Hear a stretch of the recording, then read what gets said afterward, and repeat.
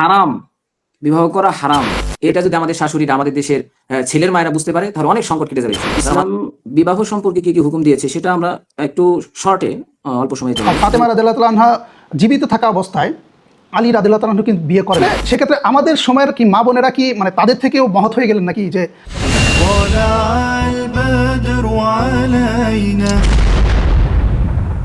আসসালামু আলাইকুম ওয়া রাহমাতুল্লাহি ওয়া বারাকাতুহু। বর্তমান সময়ে আমাদের সোশ্যাল মিডিয়া খুললে আমরা দেখতে পাই যে সোশ্যাল মিডিয়াতে বহুবিবাহ নিয়ে প্রচুর আলোচনা সমালোচনা হচ্ছে।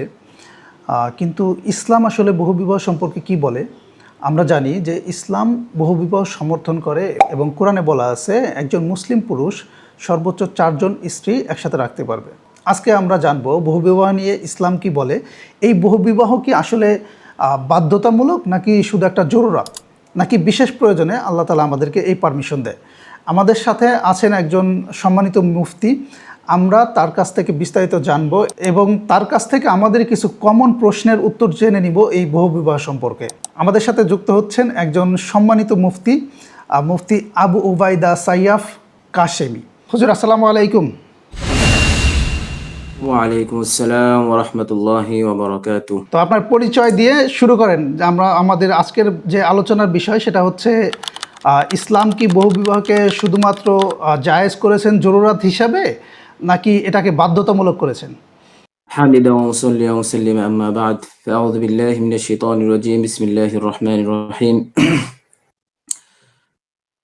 فانكحوا ما طاب لكم من النساء مثنى وثلاث ورباع وقال رسول الله صلى الله عليه وسلم يا معشر الشباب من استطاع منكم الباء فليتزوج فإنه أغض للبصر وأحصن للفرج ومن لم يستطع فعليه بالصوم فإنه له وجاء صدق الله العظيم وصدق رسوله النبي الكريم।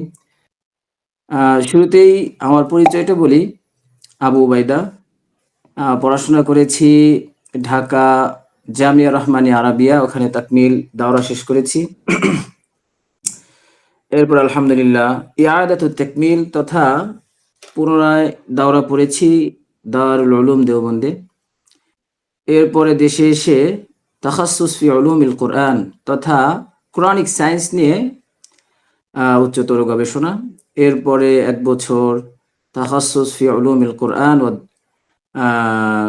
তাখাসসুস ফি দাওয়া ওয়া মুকারানাতিল আদিয়ান, অর্থাৎ বিভিন্ন এই ধর্ম নিয়ে গবেষণা, বিভিন্ন কম্পারেটিভ রিলিজিয়ান স্টাডি। মাশাআল্লাহ। এরপরে 2 বছর তাখাসসুস ফিল ফিকহি ওয়াল ইফতা ওয়াল ইরশাদ তথা এই ইফতা বিভাগ যেটাকে বলা হয় আর কি আমাদের সহজ বাংলায়। এই হচ্ছে আমার। আর বর্তমানে আমি 4 বছর যাবত খিদমতে আছি সিরাজগঞ্জের। ইফতা বিভাগে কি পড়ানো হয়?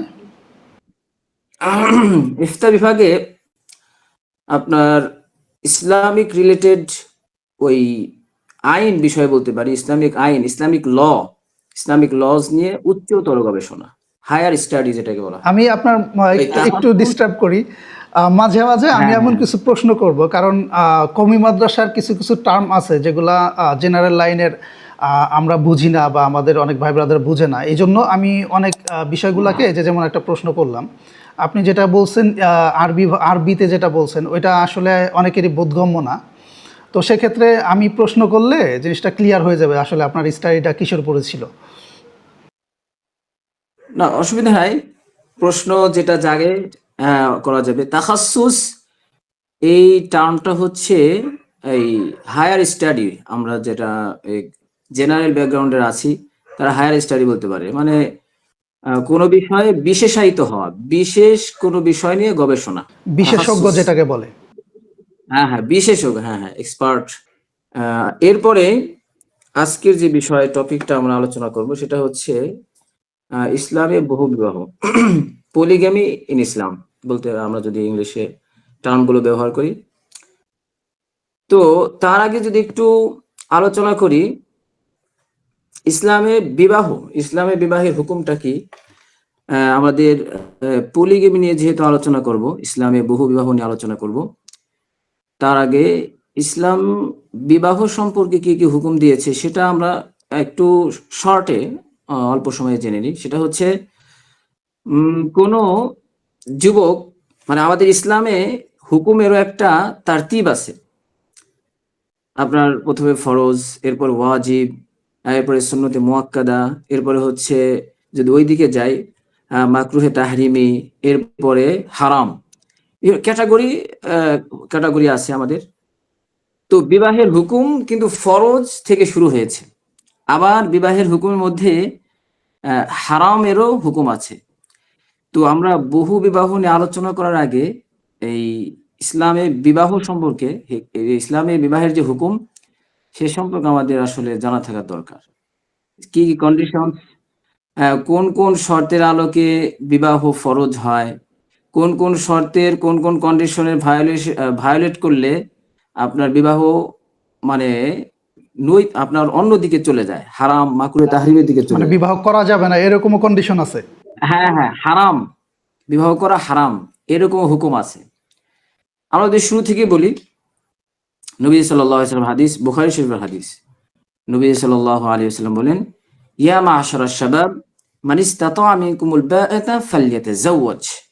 নবী সাল্লাল্লাহু আলাইহি ওয়াসাল্লাম যুবকদেরকে ডেকে বলছেন, ইয়া মা'শারাশ শাবাব, যুবক সম্প্রদায়, মান ইসতাতা'a মিনকুমুল বাআতা, তোমাদের মধ্যে যারা বিবাহের সামর্থ্য রাখে। বাআ, মুহাদ্দিসিন ইকরাম হাদিসের ব্যাখ্যাকারগণ এর ব্যাখ্যা করেছেন মুআনুজ জিওয়াজ, অর্থাৎ বিবাহ সম্পর্কিত যেই খোরপোশ আছে, খরচ, কস্টিং বা যেগুলোকে কি বলা হয় খরচ আর কি, এই খরচ বহন করার সামর্থ্য যদি থাকে ফালইয়াতাজাওয়াজ, নবীজি বলছেন অবশ্যই তুমি বিবাহ করো। ফাইন্নাহু আগাদ্দু লিল বাসার, কারণ যখন বিবাহের সামর্থ্য থাকে যুবক মানুষ, তখন যদি সে বিবাহ করে ফেলে, আগাদ্দু লিল বাসার, তার দৃষ্টিকে অবনত রাখবে, অন্য কোনো বেগানা মহিলা, অন্য কোনো গুনাহের দিকে তার নজর যাবে না, নজরকে অবনত রাখবে।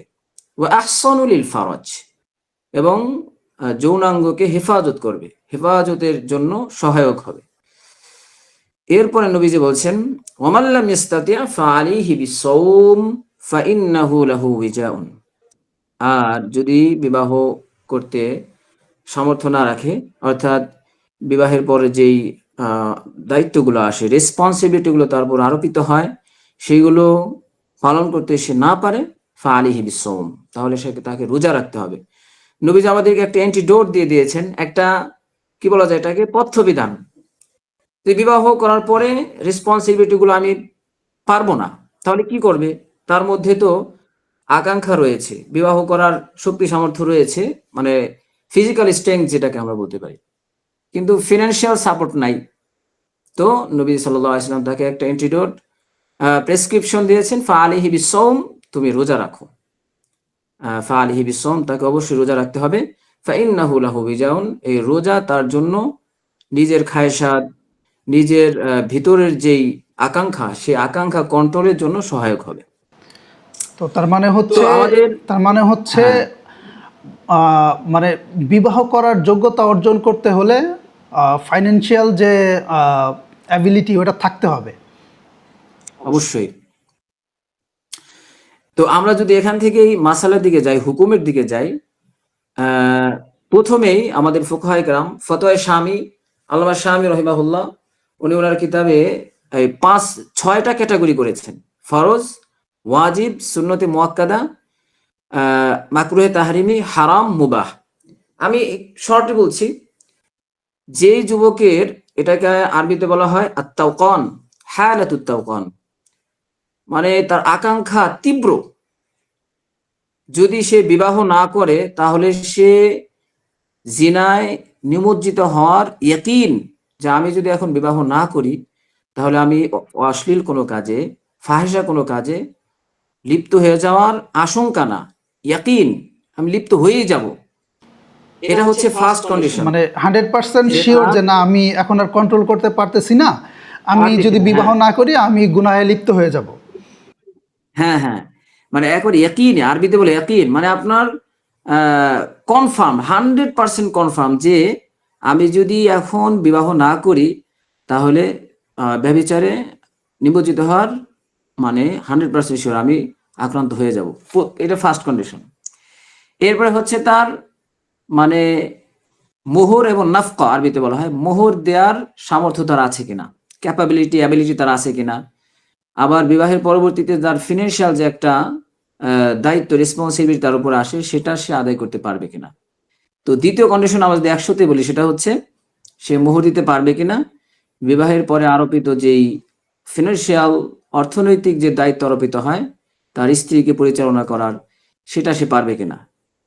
এটা হচ্ছে দ্বিতীয় কন্ডিশন, হ্যাঁ, বিবাহ ফরজ হওয়ার। তৃতীয় কন্ডিশন হচ্ছে, এটা আমাদের জন্য খুবই শিক্ষণীয়, এই জন্য আমি আলোচনা করছি। এটা আরবিতে বলা হয় আদামু খাউফিল জুরি, যে যে মেয়েটাকে সে বিবাহ করে আনবে সে মেয়ের উপরে জুলুম হবে না। ইয়াকিন, যে আমার কোন আচরণ, আমার তিরিক্ষি মেজাজ, অনেক ছেলে আছে বদ মেজাজ, তিরিক্ষি মেজাজ, তো এই তিরিক্ষি মেজাজের কারণে, বদ মেজাজের কারণে, আমার কোনো খারাপ আচরণ, আমার কোনো বিহেভিয়ারের কারণে যদি ও মহিলার মাজলুম হওয়ার, অত্যাচারিত হওয়ার আশঙ্কা না থাকে, আশঙ্কা মানে ভয়টা না থাকে, এই তিনটা কন্ডিশন যদি মিলিত হয় তাহলে তার জন্য বিবাহ করা ফরজ। শুরু থেকে যদি বলি, আপনার বিবাহ না করলে তার জিনায় নিমজ্জিত হওয়ার বিষয়টা ইয়াকিনি, একেবারে নিশ্চিত, এক। দ্বিতীয়ত, তার মোহর এবং নাফকা, অর্থাৎ মোহর খরচ চালনা করার সক্ষমতা তার আছে, অ্যাবিলিটি তার আছে। তৃতীয়ত, মহিলাটার উপরে জুলুম হওয়ার ভয় না থাকতে হবে। এই তিনটা বিষয় যদি মিলিত হয় তাহলে তার বিবাহ করা ফরজ। এরপরে পরবর্তী ক্যাটাগরিতে আসি, সেটা হচ্ছে ওয়াজিব।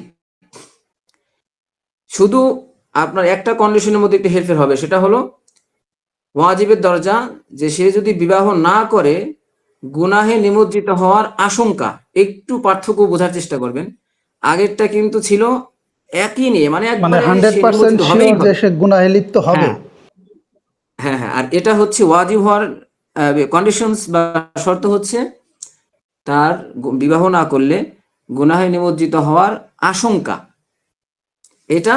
আর বাকি দুইটা আগের আগের মতোই, যে মোহর এবং খরচ পরিচালনা করতে সমর্থ রাখে এবং মহিলার উপরে কোনো জুলুম হবে না।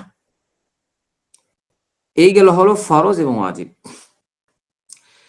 তৃতীয় স্তরে যেটা হুকুম, সেটা হলো সুন্নতে মুআক্কাদা। এটাকে আরবিতে বলা হয় হালাতুল ইতিদাল, মানে যুবকটা তার নর্মাল অবস্থায় রয়েছে, সে গুনাহে নিমজ্জিত হওয়ার আশঙ্কাও নেই, একইনিও নেই, আবার সাথে সাথে তার মোহর এবং নাফকা, খরচ পরিচালনা করার আরো যোগ্যতা, অ্যাবিলিটি তার আছে। তৃতীয়ত, তার উপরে জুলুম হওয়ার, মহিলার উপরে জুলুম হওয়ার আশঙ্কা নাই। এখানে আমি একটা বিষয় সেটা ক্লিয়ারিফাই করি, সেটা হচ্ছে মহিলার উপরে জুলুম হওয়া মানে কি। এটা আমাদের বর্তমান যেহেতু ফেমিনিজম, আপনি অবশ্য অবগত আছেন, নারীবাদ, ফেমিনিজম, তারা বিভিন্নভাবে তো আমাদের ইসলামকে আহ, তারা বিভিন্নভাবে ব্লেম করে, ইসলামকে ভয়াবহ রূপে দেখাতে চায়, ইসলামের জীবন আচরণটাকে মানুষের জন্য কষ্টকর হিসেবে দেখাতে চায়। আসলে আমাদের মূল ইসলাম, ইসলামের মূলে না ঢুকে, ইসলাম কি কি কন্ডিশনস, ইসলামের মূল থিমটা, মূল হুকুমটা কি, এটা না জেনে আমরা অনেক সময় মুসলমানরাও এফেক্টেড হয়ে যাই, মুসলমানরাও আমরা ইনফ্লুয়েন্সড হয়ে যায়, বিভ্রান্ত হয়ে যায়। বিভ্রান্ত হয়ে যায় আমরা। হ্যাঁ, হ্যাঁ, বিভ্রান্ত হয়ে যায়। আসলে তো বিষয়টা ফেমিনিস্টরা, নারীবাদীরা যেভাবে বলতেছে, অনেক নারী আজকে মাজলুম, কিন্তু দেখেন, মানে মহিলারা মাজলুম না হওয়ার আশঙ্কা থাকতে হবে, মাজলুম হবে, অত্যাচারিত হবে, এই আশঙ্কা বা তো বিষয়টা যদি থাকে তাহলে বিবাহ করা তো, এটা আমি পরে বলতেছি, বিবাহ করা যাবে না। তো মহিলারা মাজলুম হওয়ার বিষয়টা কি, যেমন আজকের সমাজে, মানে আমাদের বিশেষ করে বাংলাদেশ অঞ্চল, যেটা আরবদের কথা তো আমরা জানি না, দেখা যায় আমাদের বাঙালি সমাজ, দেখা যায় হিন্দুদের কৃষ্টি কালচারে ইনফ্লুয়েন্স, তারা হিন্দুদের কৃষ্টি কালচার বিভিন্নভাবে, নতুন কোনো নববধূ যখন বাড়িতে আসে তাকে বিভিন্ন যোগ্যতা পরাকাষ্ঠা তাকে দেখাইতে হয়। আগে আমরা শুনেছি যে নতুন বিবাহ করে আনলে তাকে এই এই জিরা আর চাল, একত্র করে দেওয়া হতো যে পার্থক্য করতে পারবে কিনা। এটা কিন্তু আমি যদি মূল ইসলামের বিষয়টা বলি, নববধূ বা পুত্রবধূর কিন্তু দায়িত্ব নয় সাংসারিক কোনো কাজ। এই যে অনেক শাশুড়ি আছে পুত্রবধূকে বিভিন্ন কাজ একটা চাপিয়ে দিতে চায়। কাজের মেয়ের মতো খাটানো হয় আর কি, হ্যাঁ হ্যাঁ হ্যাঁ, কাজের মেয়ে বুয়া, তাকে বুয়ার মতো খাটানো হোমমেড হয়। মনে করে। হ্যাঁ, হুম। তো এটা এই কারণে আমাদের বাঙালি সমাজে বউ শাশুড়ি সংকটটা, ক্রাইসিসটা শুরু তো এখান থেকেই শুরু হয় আর কি। কিন্তু দেখেন ইসলাম কি বলে, এখানে মেয়েটা নববধূ বা পুত্রবধূ যদি কোনো কাজ করে সেটা তার পক্ষ থেকে, এটা সে একটা ভালো হিতাকাঙ্ক্ষার জায়গা থেকে কাজটা করছে, এটা তার দায়িত্ব না। দায়িত্ব এক জিনিস, আর একটা হচ্ছে যে নিজের স্বপ্রণোদিত হয়ে নিজেই কাজটা করলো, এটা তার উপরে দায়িত্ব নয়। তো আমাদের দেশে যে পুত্রবধূরা বা মেয়েরা যে কাজটা করে এটা তার ইহসান, এটা তার দায়িত্ব না।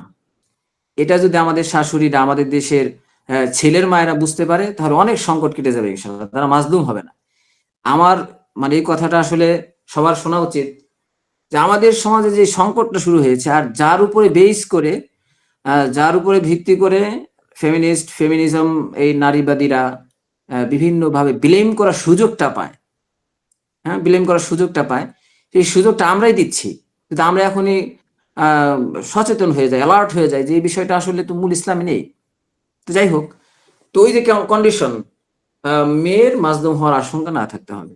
তো আমরা হালাতুল ইতিদাল বলছিলাম যে স্বাভাবিক গুনাহে নিমজ্জিত হওয়ার ইয়াকিনি বিষয় না, আবার আশঙ্কাও নেই, স্বাভাবিক অবস্থায় সে আছে। এখানে এর মানে এই না। আমার একটা প্রশ্ন, হ্যাঁ আল্লাহ হ্যাঁ তাআলা যে বিয়ের যে এই যে প্রথম দুইটা স্তর বললা, যে দুইটা সূরাতে একটা হলো ফরজ আর একটা হচ্ছে ওয়াজিব, এই দুইটা কন্ডিশনেই কিন্তু আল্লাহ তাআলা মানে আমার উপরেই ছেড়ে দিছে, তাই না? আমার উপরে ছেড়ে দিছে না। ধরো আমার যদি নিজের নফসকে যদি আমি কন্ট্রোল করতে না পারি, চরিত্রকে কন্ট্রোল করতে না পারি 100%, যে আমি পারতেছি না, তখন আমার বিয়ে করতে হবে, তাই না?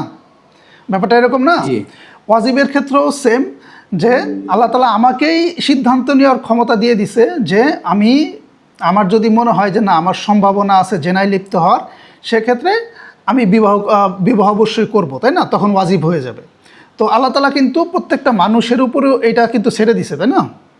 প্রত্যেকটা ব্যক্তির উপরে, আমার উপরে হ্যাঁ হ্যাঁ ছেড়ে দিছে যে আমার নফস কি চায় এটা আমি জানি।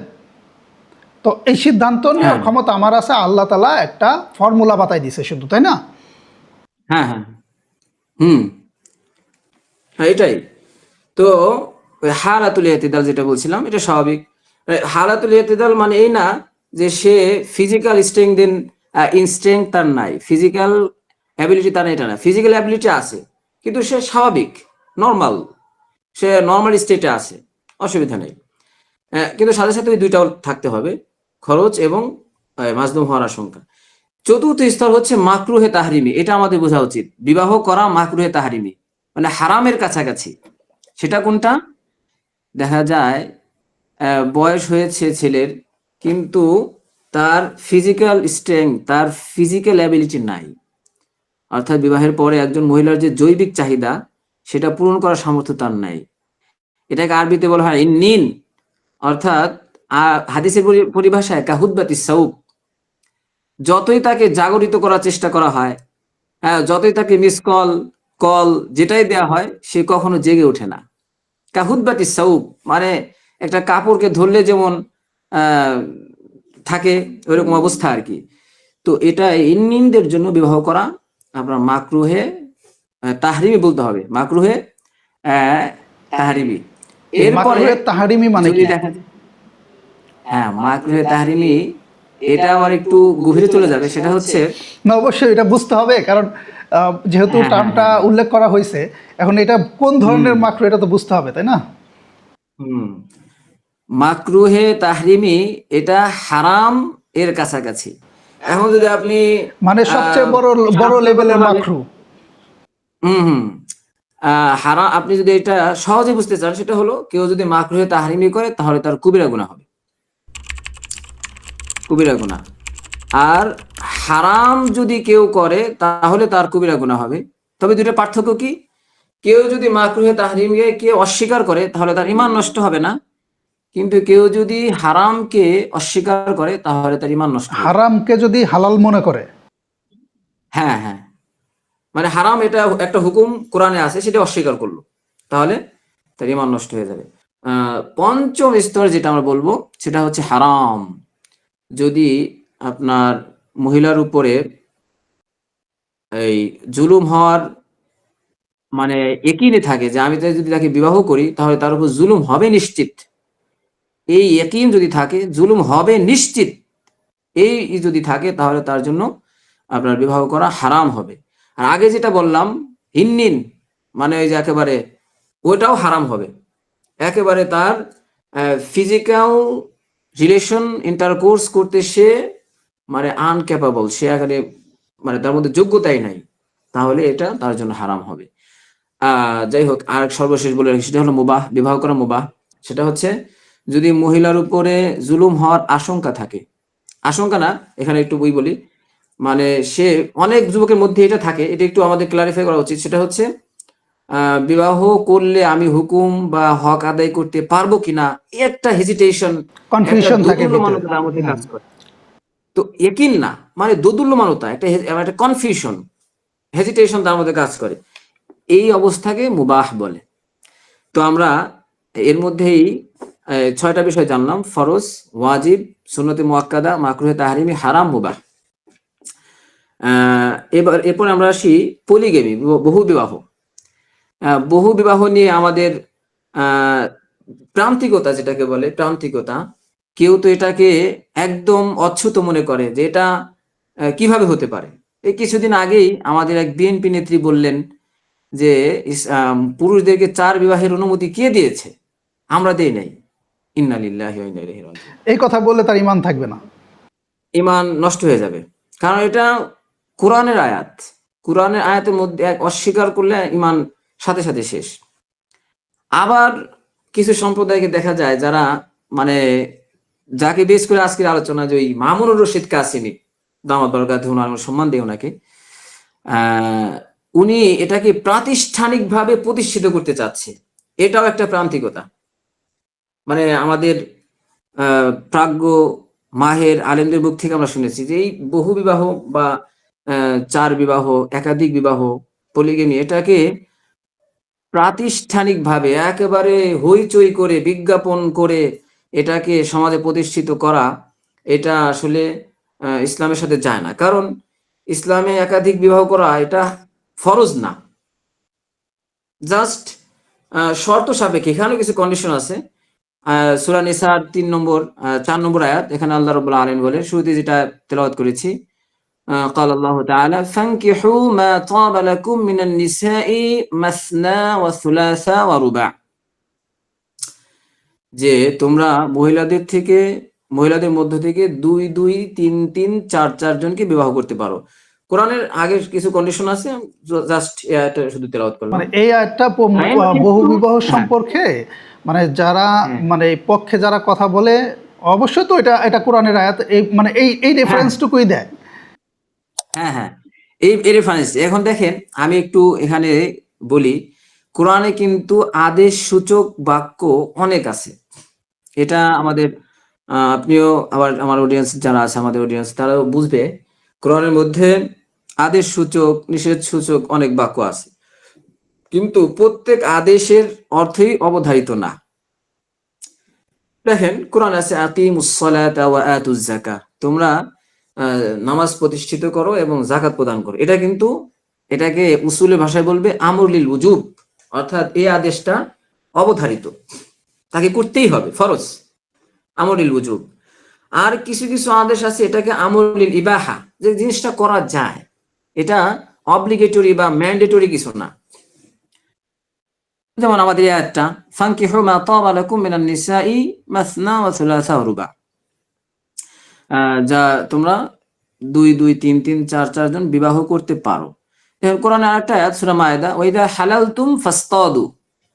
আপনার হয়তো বিষয়টা জানা আছে, যারা ওই ইহরাম বাঁধে হজের জন্য বা উমরার জন্য, যারা ইহরাম বাঁধে, তারা মুহরিম অবস্থায় তথা ইহরাম বাঁধা অবস্থায় এই শিকার করতে পারে না, কোনো জন্তু জানোয়ারকে মারতে পারে না। তো তো আল্লাহ রাব্বুল আলামিন বলতেছেন ওয়াইদা হালালতুম ফাসতাদু, যখন তোমরা ইহরাম থেকে হালাল হয়ে যাও, অর্থাৎ হজের কার্যাবলী বা উমরার কার্যাবলী শেষ, ফাসতাদু, তোমরা স্বীকার করো। তো এই স্বীকার করো হালাল হলেই যে আমাকে স্বীকার করতে হবে এটা কিন্তু ওয়াজিব না, এটা জাস্ট অনুমোদন, ইবাহা, তুমি এখন করলে করতে পারো, অসুবিধা মানে নেই। জরুরাতের ঠিক জন্য একইভাবে অনুমোদন দেওয়া আছে। হ্যাঁ, অনুমোদন, জাস্ট অনুমোদন। তো এইখানেও ফানকিহু মা তাবা লাকুম, এই ফানকিহু এটা হচ্ছে একটা আদেশ সূচক, তোমরা বিবাহ করো। এই বিবাহ করো মানে করতে পারো, তোমাদের জন্য অনুমতি আছে, অনুমোদন আছে। 2 2 3 3 4 4, সর্বোচ্চ 4 জন। তো এখানে আমাদের কন্ডিশনস গুলো মাথায় রাখতে হবে, সেটা পরের হচ্ছে আয়াতটা। হ্যাঁ হ্যাঁ, কন্ডিশন হচ্ছে ফাইন খিফতুম আল্লা তাদিলু ফাওয়াহিদাতান আও মা মালাকাত আইমানুকুম যালিকা আদনা আল্লা তাউলু। ফাইন খিফতুম আল্লা তাদিলু, যদি তোমরা আশঙ্কা করো যে তোমরা এদের একাধিক বিবাহ করলে এদের মাঝে ইনসাফ করতে পারবে না, এদের মাঝে ন্যায়ভাবে বন্টন তথা ইনসাফ, ন্যায় তুমি করতে পারবে না, ফাওয়াহিদাতান আও মা মালাকাত আইমানুকুম, তাহলে একজন, আর আগে তো আমাদের দাসী ছিল, তো দাসীদেরকে বিবাহ করা যেত আর কি। তো এই আল্লাহ এখানে রাব্বুল এই আলামিন এই বলছেন এই আয়াতটা কিন্তু আমার কাছে যেটা মনে হয়, এই আয়াতটা কিন্তু একটা হুঁশিয়ারি, ওয়ার্নিং, তাই না? হুম, আল্লাহর পক্ষ থেকে একটা ওয়ার্নিং। তুমি যদি ওয়ার্নিং, হ্যাঁ, জাস্ট তুমি ওয়ার্নিং। যদি আমি আরো বলছি, শুনেন, সেটা হচ্ছে এই যে যে একাধিক বিবাহের অনুমতি আল্লাহ দিলেন, এটা কিন্তু শর্ত সাপেক্ষে। ওই যেটা বললাম ফাইন খিফতুম আল্লাহ তাদিলু, যদি তোমরা ইনসাফ না করতে পারো তাহলে একজন।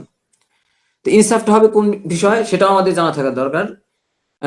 মুফাসসিরিনে কেরাম আল্লামা ইবনে কাসির রাহিমাহুল্লাহ তার তাফসীরের মধ্যে এনেছেন কাসাম ফিল বাইতুতা, আই আত-তাসওয়িয়া ফিল বাইতুতা ওয়াল মালবুস ওয়াল মাকুল, মানে দুইটা বিষয়ে তার, তিনটা বিষয়ে তার সমতা বিধান করতে হবে। সেটা হলো বাইতুতা, রাত্রি যাপন।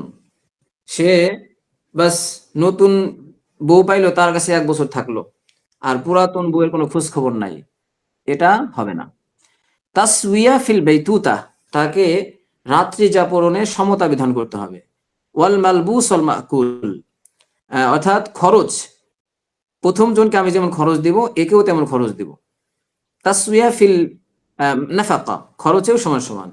তাসউইয়া ফিস সুহবা, মানে ফিজিক্যাল রিলেশন, বাস পরবর্তী স্ত্রী তার সঙ্গে সে যখন ইচ্ছা সে করতে করলো, আর প্রথম বিবির সাথে কোনো সে তার কোনো সুহবত করলো সম্পর্ক না, নাই। ইন্টারকোর্স, ফিজিক্যাল রিলেশন সে করলো না, এটাও হবে না। সুহবা অর্থাৎ আল্লাহ রাব্বুল আলামিন এখানে বান্দার সামর্থ্য অনুযায়ী তাসউইয়া, সমতা বিধান, তিনটা বিষয়ে সমতা বিধান যদি করতে পারে, যে সে রাত্রি যাপনের সমতা বিধান করতে পারবে, খরচেও সমতা বিধান করতে পারবে, দৈহিক শারীরিক সম্পর্ক বিধান প্রতিষ্ঠা করতেও সমতা বিধান করতে পারবে, তাহলে তার জন্য বিবাহের অনুমতি আছে। এখন আমার প্রশ্ন এই এই জায়গাগুলোতে, ধরেন আমাদের সমাজে মানে এই যুগে 2025 সালে এসে আপনার বা আমার দেখা মতে মানে কোন মানুষটা এমন 100% পারফেক্ট যে তার 3 জন বিবি থাকলে 3 জনের মধ্যে 100% সে সমতা বিধান রাখতে পারবে, যে আল্লাহ তাআলা যেভাবে সমতা বিধানের কথা বলছে বা হাদিসে যেভাবে আসছে, এরকম মানে এরকম ভালো মানুষ বা এরকম ইনসাফ কায়েম করার মতো মানুষ কি আমাদের সমাজে আদৌ আছে? এটা কতটুকু সম্ভাবনা আছে? না, এটা আবার এখানে মানে আমাদের কোনো প্রান্তিকতা করা যাবে না। মানে আরবির ভাষায় বলা হয় ইফরাত তাফরিত, বাড়াবাড়ি ছাড়াছাড়ি। ইসলাম হচ্ছে ব্যালান্সড রিলিজিয়ন, মানে ভারসাম্যপূর্ণ। আমাদের একটা কোয়ালিফিকেশন, ইসলামের একটা বিউটি অফ ইসলাম, ইসলামের সৌন্দর্য হচ্ছে এই ব্যালেন্স, মানে এদিকেও ঝুঁকে পড়বে না, এদিকেও ঝুঁকে পড়বে না, মাঝামাঝি একটা হুকুম। এখন এই যে তিনটা কন্ডিশন, এটা পূরণ করতে এখন আমাদের বর্তমান অধঃপতনের যুগ, মোরাল ডিগ্রেডেশন হচ্ছে, অনেক নৈতিক অবক্ষয়ের যুগ।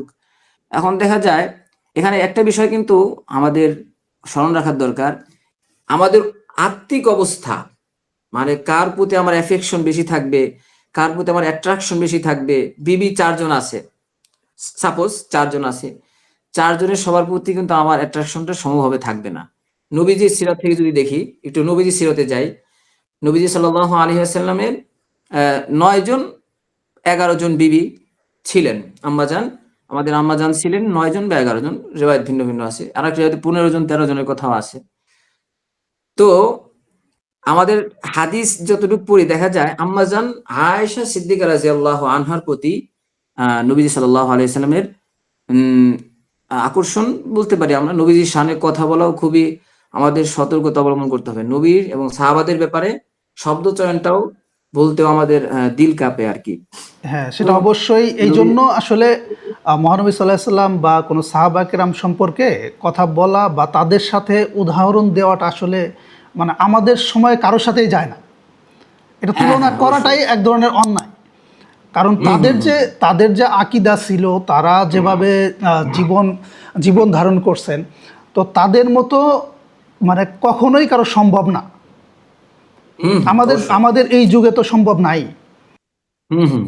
তো হ্যাঁ, নবী সাল্লাল্লাহু আলাইহি ওয়াসাল্লামের সিরত থেকে যেটা বলি, নবীজি আম্মাজান আয়েশা সিদ্দিকা রাদিয়াল্লাহু আনহাকে বেশি ভালোবাসতেন। কারণ হাদিসের মধ্যে আছে নবী সাল্লাল্লাহু আলাইহি সাল্লাম আম্মাজানদের মধ্যে সমান সমতা বিধান করতেন। নবী সাল্লাল্লাহু আলাইহি সাল্লাম আম্মাজানদের মধ্যে ওই বন্টন করে বলতেন, আল্লাহুম্মা হাযা ফীমা আমলিক, এই যে আমি বন্টন করলাম এটা আমার সামর্থ্যের মধ্যে, এটা আমি যতটুকু পারলাম, এই যতটুকু আমি পারছি। এরপর নবী সাল্লাল্লাহু আলাইহি সাল্লাম বলেন, ওয়ালা তালুমনি ফীমা তামলিক ওয়ালা আমলিক, আর যে বিষয়ে আপনি সামর্থ্য রাখেন আমার সামর্থ্য নেই সেই ব্যাপারে আপনি আমাকে মালামাত করবেন না, ভৎসনা করবেন না। অর্থাৎ দিল, এখানে কলব, ইয়ানি আল কলব। সূরা নিসার একটা আয়াত, ওয়ালান তাসতাতিউ আন তা'দিলু বাইনান নিসাই ওয়ালাউ হারাসতুম ফালা তামিলু কুল্লাল মাইলি ফাতাযারুহা কাল মুআল্লাকা। সূরা নিসার এটা আয়াত। তো এখানে আল্লাহ রাব্বুল আলামিন বলতেছেন, ওয়ালান তাসতাতিউ আন তা'দিলু বাইনান নিসাই ওয়ালাউ হারাসতুম, তোমরা তোমাদের স্ত্রীদের মধ্যে ইনসাফ করতে কশিন কালেও পারবে না যদিও তোমরা করতে চাও। মুফাসসির কিরাম এই ব্যাখ্যায় বলেছেন, তাহলে তো ওই আয়াত আর এই আয়াতের মধ্যে একটা একটা কন্ট্রাডিকশন হয়ে যাচ্ছে, একটা সাংঘর্ষিক। তো এটার সমাধান কি, সলভ কি? সেটা হচ্ছে কলবি, আত্মিকভাবে। ওয়ালাম তাসতাতিউ, তোমরা আত্মিকভাবে সব মহিলাকে সমানভাবে ভালোবাসবে, এটা কশিন কালেও সম্ভব নয়। তো বলছেন ফাতাদারুহা কাল মুআল্লাকা, কোন স্ত্রীকে ঝুলিয়ে রাখা যাবে না যে সে কোথায়, সে স্বামী হারা না স্বামীওয়ালা, এই মহিলার কি স্বামী আছে নাকি নাই, এই মহিলা সিদ্ধান্ত দিতে পারতেছে না, স্বামী তার খোঁজই নিচ্ছে না বা তাকে ভালোবাসা দিতে পারতেছে না, এটা যেন না হয়। তো নবী সাল্লাল্লাহু আলাইহি ওয়াসাল্লাম তার সুন্নাহর মাধ্যমে আমাদেরকে দেখিয়ে গেছেন যে যতটুকু সামর্থ্য বান্দার সামর্থ্যের মধ্যে সে রাত্রি যাপনে সমতা বিধান করবে, এরপরে খরচের দিক দিয়ে সমতা বিধান করবে, সোহাবত তথা শারীরিক সম্পর্ক স্থাপনের সমতা বিধান করবে। এই শর্তগুলো যদি সে পারে তাহলে অবশ্যই সে একাধিক বিবাহ করতে পারবে। আর একটা হাদিস, আমি হাদিসটা বলছি। এক হাদিসে আছে, মান কানা লাহু ইমরাতান ফামালা ইলা ইহদাহুমা, কারো যদি একাধিক স্ত্রী থাকে, ফামালা ইলা ইহদাহুমা, সে একজনের দিকে ঝুঁকে পড়লো, এক মহিলার দিকে একেবারে ঝুঁকে পড়ে আছে, এক মহিলার সাথে সে রাত্রি যাপন করে, তার সঙ্গেই থাকে, আরেকটা স্ত্রী যে তার আছে তার কোনো খোঁজ, তার কোনো খবর, তার খরচ, এগুলো সে পরিপূর্ণ করছে না। তো নবী সাল্লাল্লাহু আলাইহি ওয়াসাল্লাম, সে হাসরের দিন আসবে এমন অবস্থায়, ওয়াশিক্কুহু মাইলুন, প্যারালাইজড অবস্থায়, অর্থাৎ তার একদিকে তার কোনো কন্ট্রোল থাকবে না, সে প্যারালাইজড অবস্থায় আপনার হাসরের ময়দানে উপস্থিত হবে। তো এই হচ্ছে আপনার পলিগ্যামি তথা ইসলামী বহুবিবাহ। এখন এই কন্ডিশন। হ্যাঁ, আচ্ছা, এখন আমার প্রশ্ন হচ্ছে, পার্সোনালি আমি নিজের কথা বলি। আমি এই যে শাস্তির কথা বলা হলো শেষে, যে আমি একজন মানুষ হিসাবে আমি নিজেকে কখনোই ভাবি না যে এই 100% মানে যতটুকু ইনসাফ করা প্রয়োজন এটা আমার দ্বারা সম্ভব। তো ইভেন আমাদের সমাজেও মনে করো, আমাদের সমাজেও যদি আমি ধরি, আমাদের সমাজে বেশিরভাগ মানুষের পক্ষেই এই ইনসাফ করা অসম্ভব। কারণ হচ্ছে মানে আত্মার যে একটা টান, আত্মার টান থেকেই যত আর্থিক বলো সব কিছু, মনে করো একটা ওয়াইফকে যে ওয়াইফকে আপনি বা আমি বেশি ভালোবাসবো, তো ওই ওয়াইফকে যখন আমি একটা জিনিস দিতে যাব, তার জন্য ভালোটাই আসবে, মন থেকে ভালোটাই আসবে। আবার যাকে কম ভালোবাসবো, যার প্রতি কম টান থাকবে, ওই রাত্রি যাপনের ক্ষেত্রেও, শারীরিক সম্পর্কের ক্ষেত্রেও যার প্রতি ভালোবাসা কম, ফিলিংস কম, তার সাথে কিন্তু ইনসাফ করতে পারবো না আমি। ওই ইনসাফটা আসবে না, ভিতর থেকে আসবে না। তো সেক্ষেত্রে আমি এখানে ভয় পাই, আমার কাছে এটা ভয় হয় যে মানে এই ইনসাফটা আমার দ্বারা হবে না। তো সেক্ষেত্রে আমাকে কেন ওইভাবে মোটিভেশন করা হচ্ছে যে দ্বিতীয় বিয়ে করো, দ্বিতীয় বিয়ে করাটা ইসলামে খুবই জরুরি। যা এমনকি কোনো কোনো ওয়াজের মধ্যে এটাও বলতে শোনা যায় যে কারো ক্ষমতা থাকলে মানে তার অবশ্যই দ্বিতীয় বিবাহ করা উচিত, না করলে সে অপরাধী, এরকমভাবে কোনো কোনো ওয়াজের মধ্যে উপস্থাপন করা হয়। তো এই বিষয়গুলোকে কেন ওইভাবে মানে এই প্রমোট করা হয় এগুলাকে? আসলে যারা ওই সমাজের যে ওই প্রান্তিকতা আছে যে একাধিক বিয়ে করলে ইনসাফ করতে পারবো না, তো দেখা যায় ওইটাও তো একটা, যদি এটাই হয় তাহলে আল্লাহ রাব্বুল আলামিন কিন্তু 4 বিবাহের অনুমতি দিয়েছেন। তাহলে অনুমতি দিয়েছেন, এটাকে অবশ্যই জায়েজ আছে। তো এই জায়েজ কাজটাকে যারা অসম্ভব মনে করছে, তাদেরকে বোঝানোর জন্য যে অসম্ভব নয়, করা সম্ভব। তো ওইটা বলতে যে তারা একটু বেশি ডোজ দিয়ে ফেলে। হ্যাঁ, এটাকে বলা হয় ডোজ বেশি। হ্যাঁ, বেশি ডোজ দিতে গিয়ে তারা একটু ওইদিকে চলে যান, একটা এক্সট্রা পাওয়ার দিতে গিয়ে বিষয়টাকে, তার মাওকিফকে, তার অবস্থানকে বৈধ করতে গিয়ে সে বেশি জোর দিতে গিয়ে ওই দিকে চলে যায়। আমি একটা এক্সাম্পল দিই, হ্যাঁ। ছোট্ট একটা এক্সাম্পল। যেমন বিবাহের শর্তের মধ্যে প্রথম দিকে কিন্তু মানে তোমার আর্থিক সক্ষমতার কথা বলা হয়েছে, তাই না? আর্থিক শারীরিক এই সক্ষমতার কথা বলা হয়েছে। কিন্তু ওই মামুনুল হক কাশিমি, না ওনার না, মামুনুর রশিদ কাশিমি, তো উনি ওনার বক্তব্যের মধ্যে একটা উদাহরণ দিল যে এক ভাইয়ের 4টা বউ, তো সে মাত্র চাকরি করে 10,000 টাকা বেতনের। তো তাকে আমি জিজ্ঞেস করলাম যে আপনি 4টা বউ কীভাবে চালান? এটা তার বক্তব্য, কোট আনকোট তার বক্তব্য। তো সে যেটা উদাহরণ দিল যে আমি 4টা বিয়ে করছি, আমার একটা বউ সরকারি চাকরি করে, সে আমাকে প্রতি মাসে 10,000 টাকা দেয়। আর একটা বউয়ের স্ত্রী, আর একটা ওয়াইফের কি পিতা থাকে সৌদি আরবে, সে প্রতি মাসে তাকে 15,000 টাকা দেয়। আর একটা বউ ডাক্তার, সে প্রতি মাসে, এরকম 4টা উদাহরণ দিল। তো দেখা গেল মাস শেষে তার 50,000 টাকা ইনকাম আসে এই 4 বউ থেকে। এটা কিন্তু তার কিন্তু নিজের কিন্তু ফাইন্যান্সিয়াল স্টেবিলিটি নাই, তারপরেও সে 4টা বিয়ে করছে। এবং সে মামুনুর রশিদ কাশিমি, তিনি এটাকে প্রমোট করতেছে যে তোমার এটা সামর্থ্য না থাকলে তুমি 4টা বিয়ে করো, তোমার বউরাই তোমাকে চালাবে। ব্যাপারটা এরকম দাঁড়ায় কিন্তু। তো এটা আসলে মানে এখানে হিপোক্রেসি না? আমার কাছে মনে হয়েছে যে এটা হিপোক্রেসি। তো আপনার মামুনুর রশিদ কাসিমের যে আপনার প্রতিষ্ঠানটা আছে, এটা আমি ওর ওয়েবসাইটে গিয়ে পড়লাম। এটা একটু মনোযোগ দিয়ে শুনতে হবে। তার 6টা এজেন্ডা আছে। তো 6টা এজেন্ডার প্রত্যেকটাই আসলে বাস্তবসম্মত আমাদের সমাজের বর্তমান প্রেক্ষাপট অনুযায়ী। আমি ওনার সঙ্গে অনেক বিষয় আমি একমত।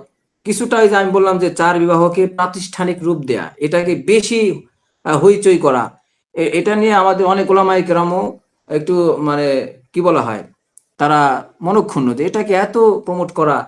কিন্তু তার যে বাকি এজেন্ডাগুলো আছে, আপনি একটু ওদের ওয়েবসাইটে গিয়ে দেখবেন, উদ্দেশ্যগুলো ভালোই।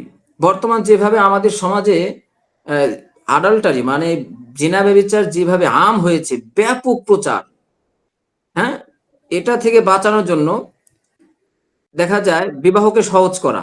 তার একটা এজেন্ডা আছে, বিবাহকে তাইসিরুন নিকাহ, বিবাহকে সহজ করা, বিবাহকে মানুষের ভিতরে এটার যে সম্পর্কে যে মানুষের একটা কঠিন ধারণা, বিবাহ করতে গেলে কি ঝক্কি ঝামেলা, এতজন মানুষ, এই যে এই বিষয়টাকে সহজ করা। তারপরে তার তাআদ্দুদুদ জিওয়াজ মানে একাধিক বিবাহ।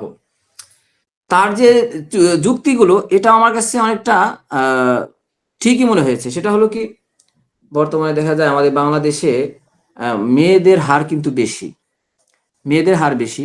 এখন যদি কিছু পুরুষ যাদের অ্যাবিলিটি আছে, এটা আমি বলতেছি অ্যাবিলিটি আছে, সেটা ফিনান্সিয়াল হোক, ফিজিক্যাল হোক, এবং ওই আশঙ্কাও নেই জুলুম হওয়ার, তাহলে সে বিবাহ করা উচিত। মানে এটা উচিত, এটা হলো ব্যক্তি পর্যায়ের, মানে আছে না একটা ব্যক্তি পর্যায়ে, একটা হলো প্রতিষ্ঠা করা, একেবারে হুম্বি তম্বি করে সেটাকে সামাজিকভাবে প্রতিষ্ঠিত করতে চাওয়া, এটা আসলে অনেকটা মানে খেলার মতো হয়ে যায়, একটা ঠাট্টার মতো হয়ে যায় আর কি। মানে কি চিপ চিপ কাজ হয়ে যায়, সহজ সস্তা কাজ হয়ে যায়। আর বুখারী শরীফের একটা হাদিস আপনাকে শোনাই, আস-সাই আলাল আরমিলাতি ওয়াল ইয়াতামা কাল মুজাহিদি ফি সাবিলিল্লাহ। কোনো মানুষ যদি কোনো এতিম অথবা কোনো বিধবার জন্য সহায়ক হয়, তার কোনো বিধবা যার স্বামী মারা গেছে, সে একটা ইনসিকিউর, একটা অনিশ্চয়তা বোধ করে, আতঙ্ক বোধ করে, তখন যদি কোনো পুরুষ তার পাশে দাঁড়ায় বিবাহের মাধ্যমে, পুরুষ পাশে দাঁড়ানো মানে মানে তার ওই ওই অভিসন্দর্ভ বা কি বলা হয় গোপন, হ্যাঁ গোপন সম্পর্ক আর কি, আহ, গোপন অভিসারে কথাটা বলতে চাই, এটা গোপন অভিসার তার সঙ্গে, পরকীয়া যেটাকে, হ্যাঁ ওইটা না, জাস্ট বিবাহ লিগ্যালি তার সঙ্গে বৈবাহিক সম্পর্ক করে তার সহায়ক হওয়া, তার পাশে দাঁড়ানো, কাল মুজাহিদি ফি সাবিলিল্লাহ, সে যেন আল্লাহ রাস্তায় জিহাদ করছে, মানে জিহাদ করার যে সব, এই একজন অনিশ্চয়তায় ভোগা মহিলা তার পাশে স্বামী পরিচয়ে দাঁড়ানো বা অন্য কোনো ভাবে দাঁড়ানো, কেমন যেন জিহাদের মতো সব তার। আর একটা বিষয় দেখেন, মানে বহু বিবাহ নিয়ে আমাদের মেয়েদের মধ্যে যে একটা প্রান্তিকতা, এটা কিন্তু একটা বাস্তবতা, এটা আপনাকেও স্বীকার করতে হবে। সেটা হলো মেয়েরা ধার্মিক, মেয়েটা ধার্মিক মাশাল্লাহ, সে 5 ওয়াক্ত নামাজ পড়ে এবং মাদ্রাসা থেকে আলেমাও হয়েছে, কিন্তু তার মধ্যে স্বামী 4 বিবাহ করবে বা করতে পারে, এটা সম্পর্কে কিন্তু তার একটা মানে একটা বিদ্রোহী ভাব, তার মনের মধ্যে একটা বিদ্রোহী ভাব, কোনো মতেই স্বামীকে 4 বিবাহ বা একাধিক বিবাহ করতে দেওয়া যাবে না। এই যে মানে স্বামীর যোগ্যতা আছে, এখানে স্বামী, আমার একটা প্রশ্ন আছে, সেটা হ্যাঁ হচ্ছে যেমন মহানবী সাল্লাহ ইসলামের মেয়ে ফাতেমা রাদিয়াল্লাহু তাআলা আনহা, তিনি তো জান্নাতের সর্দারনী হবেন, তাই না? জি জি, সাইয়্যিদাতুন নিসাই আহলিল জান্নাহ। জান্নাতের সর্দারনী মানে সর্বোচ্চ নারীদের মধ্যে সর্বোচ্চ সম্মান তার। তো হুম কোনো একটা হাদিসে আমি একটা হাদিসে দেখছিলাম যে তার আলী রাদিয়াল্লাহু তাআলা আনহু সে দ্বিতীয় বিবাহ করার একটা প্রস্তাব আসছিল তার কাছে। তো তখন এই আলী রাদিয়াল্লাহু তাআলা আনহুর যখন বিবাহের প্রস্তাব আসে, মহানবী সাল্লাল্লাহু আলাইহি ওয়াসাল্লাম তিনি ওখানে আলী রাদিয়াল্লাহু তাআলা আনহুকে নিষেধ করে বলছিল যে আমার কলিজার টুকরা ফাতেমা, তাকে যে আঘাত করে সে আমার কলিজায় আঘাত করলো, মানে কোনো কারণে তাকে যে ফিতনায় জড়াইলো বা তাকে আঘাত করলো, সে আমার কলিজায় আঘাত করলো, এই কথা বলে আলী রাদিয়াল্লাহু তাআলা আনহুকে বিয়ে করতে নিষেধ করেছিলেন। এমনকি ফাতেমা রাদিয়াল্লাহু তাআলা আনহা জীবিত থাকা অবস্থায় আলী রাদিয়াল্লাহু তাআলা আনহু কিন্তু বিয়ে করেন নাই। বা বা মহানবী সাল্লাল্লাহু আলাইহি ওয়াসাল্লামের, আমি একটু এটা নিয়ে একটু স্টাডি করলাম, মহানবী সাল্লাল্লাহু আলাইহি ওয়াসাল্লামের বাকি যে কন্যাগণ আছেন, সম্মানিত যারা যারা আসছিলেন, তাদেরও জীবদ্দশায় তাদের স্বামীরা কিন্তু দ্বিতীয় কোনো বিবাহ করেন নাই, এরকম রেকর্ড আমি যতদূর দেখলাম নাই। তারপর যদি মহানবী সাল্লাল্লাহু আলাইহি ওয়াসাল্লামের জীবনের দিকে তাকাই, তার প্রথম স্ত্রী থাকা অবস্থায় কিন্তু তিনি দ্বিতীয় বিবাহ করেন নাই। সেক্ষেত্রে আমাদের সময়ের কি মা বোনেরা কি মানে তাদের থেকেও মহৎ হয়ে গেলেন নাকি, যে তারা খুব সাদরে এটাকে গ্রহণ করে নিবে যে সে তার জীবদ্দশা তার স্বামী আর একটা বিয়ে করবে? এটা কি সাদরে গ্রহণ করার কি এটা যুক্তিযুক্ত নাকি? যেটা যে হ্যাঁ হ্যাঁ, ফাতেমা রাদিয়াল্লাহু আনহা, তারপরে উম্মে কুলসুম রাদিয়াল্লাহু আনহা, রুকাইয়া রাদিয়াল্লাহু আনহা এবং জাইনাব রাদিয়াল্লাহু আনহা, এরা এই 4 জন ছিলেন রাসূলুল্লাহ সাল্লাল্লাহু আলাইহি ওয়াসাল্লামের 4 কন্যা। তো এখানে কিন্তু আমাদের গভীর থেকে যে বিষয়টা, এই 4 কন্যার জীবদ্দশায় তাদের স্বামীরা অন্য কোনো পত্নী স্ত্রী গ্রহণ করেন নাই। আপনি যেটা বললেন ওইটাই, ওই হাদিসই, হ্যাঁ, নবীজি সাল্লাল্লাহু আলাইহি, এখন যদি তাদের উপস্থিতিতে স্বামীরা অন্য কোনো বিবি গ্রহণ করে, তাহলে তারা কষ্ট পায় এবং তাদের কষ্টে নবীজি সাল্লাল্লাহু আলাইহি সাল্লাম কষ্ট পান। নবীজি সাল্লাল্লাহু আলাইহি সাল্লামকে কষ্ট দেওয়া কিন্তু হারাম, এটা আপনার কোরআনে আছে, আল্লাযীনা ইউযুনাল মুমিনিনা ওয়াল মুমিনাত, আচ্ছা, ইন্নাল্লাযীনা ইউযুনাল্লাহা ওয়া রাসূলাহু, কোরআনে আছে আল্লাহ এবং রসুলকে কষ্ট দেয়া, এটা তারা অভিসম্পাদ তাদের উপর আসে। তো ওই বিষয়টা ওখান থেকে, হ্যাঁ, সাহাবায়ে কেরাম কিন্তু নবীজিকে নিজের জান থেকে ভালোবাসতেন, সাহাবায়ে কেরামের মধ্যে ভালোবাসার গভীরতা, প্রগাঢ়তা, তীব্রতা এই পরিমাণ ছিল যে তারা নিজেদের জান থেকেও ভালোবাসতেন। এটা শুধু দাবি না, এবং কাজেও দেখিয়েছেন। বিভিন্ন যুদ্ধে আমরা ইতিহাস পড়ি যে নবী সাল্লাল্লাহু আলাইহি সাল্লামের সামনে নিজের শরীর দিয়ে তারা ঢাল হয়েছেন। উহুদ যুদ্ধে, বদর যুদ্ধে আমরা জানি। তো নবীজি সাল্লাল্লাহু আলাইহি সাল্লামের আজমত, তার মহাব্বত, তার শ্রেষ্ঠত্ব সাহাবাদের মনে, বিশেষ করে যাদের কথা আলী রাদিয়াল্লাহু আনহু, উসমান রাদিয়াল্লাহু আনহু এবং আরেকজন আস ইবনে ওয়াইল হবে হয়তো, আহ, এরা বিবাহ করেন নাই। কারণ তাদের মনে নবীজি সাল্লাল্লাহু আলাইহি সাল্লামের আজমত অনেক বেশি ছিল, যে আমরা যদি তাদের স্ত্রী কি বলে তাদের কন্যার উপস্থিতিতে বিবাহ করি তারা কষ্ট পাবে, যার কারণে নবীজিও কষ্ট পাবেন। এবং তো তাহলে কিন্তু স্পষ্ট এখানে বলেছেন কিন্তু হাদিসে। এখানে কিন্তু বিষয়টা কিন্তু কষ্ট পাওয়ার বিষয়টা কিন্তু আছে, তাই না? যদি হ্যাঁ হ্যাঁ, অবশ্যই যদি আছে, যদি অবশ্যই এটা আছে। তো যেহেতু ইসলামে এটা বৈধ, তাই না? আল্লাহ তাআলা হুম এটাকে বৈধ করেছেন, সেক্ষেত্রে তো মহানবী সাল্লাল্লাহু আলাইহি সাল্লাম নিজেও তো সে চাইলে সে তার জামাতাদের বিয়ে করাইতে পারতেন, যেহেতু আলী রাদিয়াল্লাহু তাআলা আনহুর কাছে একটা প্রস্তাব আসছিল। তো বলতো যে যেহেতু যার যার থেকে প্রস্তাব আসছে সে মনে হয় এজিদের হয়তো মেয়ে বা এরকম কোনো মানে কাফিরের একটা মেয়ে। তো এখানে আমার প্রশ্ন হচ্ছে যে তারা যদি কষ্ট পেয়ে থাকে এবং কষ্টের কারণে যদি তার দ্বিতীয় বিবাহ না করে থাকে, তাহলে আমাদের মা বোনেরা কি মানে এতটাই মহৎ হয়ে গেছে? যেহেতু যেহেতু আরেকটা হাদিসে যেটা দেখা যায় যে মহানবী যে ফাতেমা রাদিয়াল্লাহু তাআলা আনহু কোরআন পাঠ করতেছিলেন, বা কোরআনের একটা আয়াত পড়ছিল, এই যে এই সূরা নিসার আয়াতটাই। তো তখন সে কণ্ঠস্বরটা ছোট করে ফেলে যাতে আলী রাদিয়াল্লাহু তাআলা এই আয়াতটা না শুনে। তো তাদের ভিতরে যদি এই ফিলিংসটা থেকে থাকে, তাহলে আমাদের মা বোনেরা কি তাদের থেকে মহান মহান হয়ে গেছে যে তার স্বামীকে নিয়ে আরেকজনের সাথে বিয়ে দিবে? হুম। আমাদের বুঝতে হবে তারাও মানুষ ছিলেন, কিন্তু আল্লাহ রাব্বুল আলামিনের মনোনীত মানুষ ছিলেন। তো ওই যে যে একটা ফিলিংস, একটা আবেগীয় জায়গা, এটা আমাদের মা বোনদের মধ্যে আছে। হ্যাঁ, তো এটা তো অন্যায় না, ফতোয়া হিন্দিয়া, এটা তো অন্যায় না না। অন্যায় না, অন্যায় না, কিন্তু এটা হচ্ছে ওই আবেগীয় জায়গা। আর একটা হচ্ছে মেয়েরা যদি এরকম বিদ্রোহী হয় যে স্বামী বিবাহ করলে স্বামীর রস বাই করে ছাড়ে একেবারে, হ্যাঁ, তো একেবারে। এটা তো প্রত্যেকটা স্বামীর তার স্ত্রীর উপরে এতটুকু আনুগত্য থাকা উচিত। এটা তো হ্যাঁ, স্বামী হিসাবে আমার দায়িত্ব, তাই না? যে আমার স্ত্রীর উপর আমি আনুগত্য, আমার স্ত্রী জীবিত থাকা অবস্থায় আমি দ্বিতীয় বিবাহ করব না। এটা তো আমার দায়িত্ব, আমার স্ত্রীর উপর আনুগত্য থাকা, তাই না? আমি যদি না, আনুগত্য না থাকতে পারি, তাহলে সেটা তো হুম, এটা তো আমার ভুল হইতেছে। এখন সেক্ষেত্রে যদি আমি বিয়ে করি, অবশ্যই আমার স্ত্রী যদি সেটা মনক্ষুণ্ণ হয়, এটাও তার রাইটস আছে।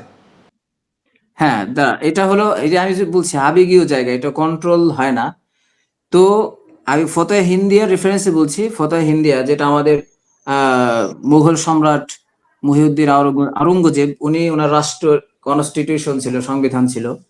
ওখানে আছে যে বিবিকে বিভিন্ন কৌশলে তাকে বুঝিয়ে বিবাহ বিবাহ রাজি করিয়ে এরপর বিবাহ করলেটা ভালো, যাতে করে তার মনক্ষুণ্ণের তার মনোকষ্টের কারণ না হয়। এর পরেও যদি সে রাজি না হয়, রাজি না হওয়াতে বিবাহ করা যাবে না এমন কোনো কন্ডিশন শরীয়ত আরোপ করে নাই। এখানে একটা বিষয় যেটা আমাদের আগে আলোচনা হয়েছিল, আমাদের বাংলাদেশের আইন, এটা কি বলবো নাকি এখন না, এই বাংলাদেশের আইন? আইনের ভিতরে গেলে এটা বড় হয়ে যাবে, এমনিতেই 50 মিনিট হয়ে গেছে। আচ্ছা, যাই হোক। তো এই যে আবেগীয় জায়গা, হ্যাঁ, এটা মেয়েদের আবেগ, এটা আইন হতে পারে না। ইসলামী শরিয়া এরকম কোনো কন্ডিশনস আরোপ করে নাই যে স্ত্রী রাজি না হলে বা স্ত্রীর কনসেন্ট, তার সম্মতি না পাওয়া গেলে স্বামী আরেকটা বিবাহ করতে পারবে না, এমনটা আপনার কোরআন ও হাদিসে না, আমরা পাই না, নাই। এটা এটা আমি মানলাম যে এটা তো কোরআন হাদিস, এটা মানতেই হবে। এখন বিষয়টা এমন হয়ে দাঁড়াইছে যে বিবাহ মানে স্বামী যে দ্বিতীয় বিবাহ করবে, এটা প্রথম স্ত্রী সে উৎসাহিত হয়ে, সে যদি ধার্মিক হয়, তার উৎসাহিত হয়ে গিয়ে অন্য একটা মেয়ে দেখে তার বিয়ে করাই দিতে হবে, এরকম একটা অবস্থা তৈরি হয়েছে। না, হ্যাঁ, এরকম অবস্থা দাঁড় করানো তো ঠিক না। কিন্তু যদি এমন হয়, এটা হওয়া অস্বাভাবিক না যে তার স্ত্রী এমন অসুস্থ, হতে পারে কিনা এমন অসুস্থ, হ্যাঁ এমন অসুস্থ যে আহ, তার সঙ্গে আপনার স্বামী স্ত্রী সুলভ যে আচরণ, সেটা করাটা সম্ভব হচ্ছে না, বা এমন ডিজিজ রোগ তার ধরা পড়ছে যে স্বামী তার সঙ্গে মেলামেশা করতে পারবে না। হ্যাঁ, এই এগুলা ক্ষেত্রে তো আমার মনে হয় এগুলা তো জরুরাত, হ্যাঁ তাই না? এগুলা জরুরাত, এগুলা জরুরত, হ্যাঁ জরুরাত। এই হ্যাঁ ক্ষেত্রে তো আল্লাহ তাআলা এই বহুবিবাহর আহ, যে যে আয়াতটা নাজিল করছিল এই সমস্ত বা এই সমস্ত জরুরি জরুরি ভিত্তিতেই, যে তুমি একসাথে হ্যাঁ। 4টা বিবি পর্যন্ত জরুরি ভিত্তিতে রাখা যাবে। না, এটা আবার এই জরুরত হলে ওইরকম না, কেউ যদি এরকম মালি হালত তার ভালো হয়, অর্থনৈতিক অবস্থা ভালো হয় এবং সে সব স্ত্রীর আশা পূর্ণ করতে পারবে, এমনি স্বাভাবিক নরমাল হালতেও সে একাধিক বিবাহ করতে পারবে। এটা আপনি যেটা বলতে চাচ্ছেন যে জরুরত তো পারবেই, জরুরত ছাড়াও একজন পুরুষ তার প্রথম স্ত্রী তো থাকবেই, একাধিক বিবাহ সে করতে পারবে, যে কন্ডিশনগুলো আমরা প্রথমে আলোচনা করেছি সেই শর্তের আলোকে। সেই শর্ত যদি সে থাকে তাহলে জরুরতের হালতে তো করতে পারবেই, জরুরত ছাড়াও সে পারবে। ওই শর্তের মধ্যে এটা ওই আমার শর্তের মধ্যে ওয়ার্নিং হচ্ছে যে এখানে ইনসাফ। হ্যাঁ, এই জন্য প্রথমে ইনসাফ অবশ্যই। এবং আপনার ধমকেও আছে, কেউ যদি একদিকে ঝুঁকে যায়, তার জন্য ভালো জামাটা, তার জন্য ভালো অ্যাপার্টমেন্ট, তার জন্য ভালো গাড়ি, তার জন্য ভালো বাজার, এটা একদিকে ঝুঁকে যায়, আরেকজনের করে তারও খোঁজ খবর নেয় কিন্তু কোয়ালিটি মেনটেন করে না, তাকে সবসময় নিচুতে রাখে, তাহলে নবীজির হাদিস অশিক্ষু মা ইলুন, সে কিয়ামত দিবসে আসবে, সে এমন অবস্থায় যে একদিকে তার প্যারালাইজ থাকবে, পক্ষাঘাতগ্রস্ত অবস্থায় সে হাজির হবে। এ তো কঠিন ধমকি নবীজি কঠিন সাল্লাল্লাহু আলাইহি কঠিন ওয়াসাল্লাম। ধমকি। ঠিক আছে, কঠিন ধমকি। আমার পয়েন্টটা ছিল এখানেই যে যেহেতু মহানবী সাল্লাল্লাহু আলাইহি সাল্লামের কন্যাগণের ক্ষেত্রে বা মহানবী সাল্লাল্লাহু আলাইহি সাল্লাম নিজের জীবনেও প্রথম স্ত্রী থাকা অবস্থায় দ্বিতীয় স্ত্রী গ্রহণ করেন নাই, তো আমরা তো মহানবী সাল্লাল্লাহু আলাইহি সাল্লামের জীবন ধারণ লাইফস্টাইলকে আমরা আদর্শ হিসেবে ধরে নিই, তাই না? হ্যাঁ আমাদের আদর্শই সে। তো সেক্ষেত্রে তো আমাদের আদর্শ এটাও হইতে পারে যে আমরা প্রথম স্ত্রী থাকা অবস্থায় আমরা দ্বিতীয় স্ত্রী গ্রহণ করলাম না, বা আমরা হুম আমরা মানি যে কোরআনে বলা আছে যে 4টা বিবাহ করা যাবে, হ্যাঁ এটা জায়েজ, আমি এটা বিশ্বাস করি, এটা জায়েজ। কিন্তু আমার নবী প্রথম স্ত্রী থাকা অবস্থায় দ্বিতীয় স্ত্রী গ্রহণ করেন নাই, তাই আমি আর প্রথম স্ত্রী থাকা অবস্থায় দ্বিতীয় স্ত্রী গ্রহণ করব না। হ্যাঁ, আপনার এই পয়েন্ট অফ ভিউ আমি বুঝতে পারছি। নবীজি সাল্লাল্লাহু আলাইহি সাল্লাম, এই আপনি যেটা বললেন, আম্মাজান খাদিজা রাদিয়াল্লাহু আনহা যতদিন জীবিত ছিলেন ততদিন নবীজি সাল্লাল্লাহু আলাইহি সাল্লাম অন্য বিবি গ্রহণ করেন নাই। এর ব্যাখ্যা কিন্তু নবীজি দিয়ে গেছেন। নবীজির একটা হাদিস যে সাদ্দাকাতনি ইদা কাফফারানি আন-নাস ওয়া ওয়াসাতনি বিমালিহা ইদা হারামানি আন-নাস ওয়া রাযাকানি আল্লাহু মিনহা আল-ওয়ালাদ। যে খাদিজা এমন, যখন সমস্ত মানুষ আমাকে অস্বীকার করেছে তখন সে আমাকে স্বীকৃতি দিয়েছে, আমার প্রতি ঈমান এনেছেন। যখন সমস্ত মানুষ আমাকে মাল থেকে মাহরুম করেছে, সম্পদ থেকে বঞ্চিত করেছে, তখন তিনি খাদিজা রাদিয়াল্লাহু আনহা আম্মাজান তাকে মাল দিয়ে সহযোগিতা করেছেন। এবং তার থেকেই নবী সাল্লাল্লাহু আলাইহি সাল্লামের যত সন্তান, একজন ছাড়া 7জন সন্তান, প্রত্যেকটা আম্মাজান খাদিজা রাদিয়াল্লাহু আনহা থেকে। তো এটা আহ, তো ভালোবাসা জাদুল থেকেই, মা তাই না? হ্যাঁ ভালোবাসা। আমি বলছি জাদুল মাদ, একটা সিরাতের গ্রন্থ আছে, ইবনুল কাইয়িম রাহিমাহুল্লাহ, উনি ওখানে বলেছেন যে নবীজি সাল্লাল্লাহু আলাইহি ওয়াসাল্লাম নবী সাল্লাল্লাহু আলাইহি ওয়াসাল্লাম আলা খাদিজাতা ওয়াফাউহু লাহা ওয়া শুকরুহু লাহা। এর ব্যাখ্যা যে নবী সাল্লাল্লাহু আলাইহি ওয়াসাল্লাম আম্মাজান খাদিজা রাদিয়াল্লাহু আনহা থাকতে অন্য কোনো স্ত্রী গ্রহণ করেন নাই। কেন? নবী সাল্লাল্লাহু আলাইহি সাল্লামের মানে তার প্রতি শুকরুহু লাহা, তার জীবনে যে অনেক বড় একটা কন্ট্রিবিউশন, একজন ত্রাতা ত্রাতা রূপে আবির্ভাব আম্মাজান খাদিজা রাদিয়াল্লাহু আনহার, এই তার প্রতি সুক্রিয়া জ্ঞাপন রূপে তার প্রতি বিশ্বস্ত থাকতে গিয়ে তিনি অন্য কোনো বিবি গ্রহণ করেন নাই। বুখারী শরীফের প্রথমেই 3 নম্বর হাদিসে আছে, যখন নবী সাল্লাল্লাহু আলাইহি সাল্লাম প্রথম ওহী প্রাপ্ত হলেন, আপনি হাদিসটা পড়তে পারেন। নবী সাল্লাল্লাহু আলাইহি সাল্লাম তখন খুব ভীত বর্বর অবস্থায় আসলেন, বললেন জামিলুনি জামিলুনি, আমাকে কম্বল দাও, খুব ভয়ে কাঁপছিলেন, শীত। নবী সাল্লাল্লাহু আলাইহি সাল্লাম ইন্নী খাশিতুল হালাক, আমি মরে যাব বা ধ্বংস হয়ে যাব, খুব এই আশঙ্কা করছি, এইভাবে নবীজি বলতেছিলেন। তখন আম্মাজান তাকে মানসিকভাবে প্রস্তুত করার জন্য তাকে 5টা কথা বলছে, ইন্নাকা লা তাসিলুর রাহিম ওয়া তুকসিবুল মাদুম ওয়া তাহমিলুল কাল্লা ওয়া তুঈনু আলা নওয়াইবিল হক, এরকম 5টা কথা যে আপনি আত্মীয়তার সম্পর্ক ঠিক রাখেন, অনেক যারা এরকম সমাজের বোঝা আছে, অভাবী, তাদের পাশে দাঁড়ান, এবং যারা এভাবে বিভিন্ন বিপদে থাকে তাদেরকে সহযোগিতা করেন। এইভাবে মানসিকভাবে নবীজিকে শক্তিশালী করলেন এবং তার প্রতি ঈমান আনলেন। তো এর ব্যাখ্যা হলো নবীজি তার প্রতি বিশ্বস্ত থাকা, তার প্রতি ভালোবাসার গভীরতা দেখাতে গিয়ে যে এই মানুষটা আমার জীবনে ত্রাতা রূপে এসেছে তাকে আমি কষ্ট দিতে চাই না। এই কারণে নবীজি 52 বছর, আর নবীজি তখন 52 বছর কিন্তু যখন আম্মা যান খাদিজা রাদিয়াল্লাহু আনহা মারা যান। তো তার মানে 52 50 হ্যাঁ, 50 বছর 50 বছর মনে হয়। তো তো মানে বিষয়টা কিন্তু এইখানেই যে নিজের স্ত্রীর প্রতি যদি ওইরকম বিশ্বস্ততা ভালোবাসা থাকে তাহলে দ্বিতীয় বিবাহের আসলে ওইরকম কোনো জরুরত প্রয়োজন হয় না। এখন যদি আপনি যদি আপনার স্ত্রীর মনোক্ষুণ্ণ না করতে চান, আপনার হাফ লাইফ, আপনার দম্পতির সঙ্গে আপনার সুখে দুঃখে হাসি কান্না বেদনায় যে আমার সহযোগী সহচর হয়, তার কষ্ট আমি দিব না।